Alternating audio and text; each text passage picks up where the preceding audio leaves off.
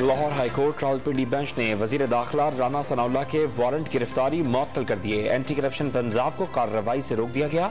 17 अक्टूबर तक anti corruption Punjab से record तलब। पुलिस सर्विस ग्रेड 20 के अफसर जावेद अकबर रियाज को डीजी नैब कराची तैनात कर दिया गया। एस्टैब्लिशमेंट डिवीजन ने जावेद अकबर की तैनाती का नोटिफिकेशन जारी कर दिया। लाहौर के मियो अस्पताल से जाली डॉक्टर गिरफ्तार। मुस्लिम मरीज का तिब्बी मुआयना कर रहा था। थाना गवाल मंडी में मुकदमा दर्ज। क्वेटा में फिजियोथेरेपिस्ट का रेड जोन में एहतजाज जारी। हुकूमत से मुज़ाकरात बेनतीजा खत्म। मुजाहिरीन का मुतालबात का नोटिफिकेशन जारी होने तक धरना खत्म करने से इत्कार। पेशावर हाई कोर्ट का पाकिस्तानी खातून के अफगान शोहर को शहरियत देने का हुक्म।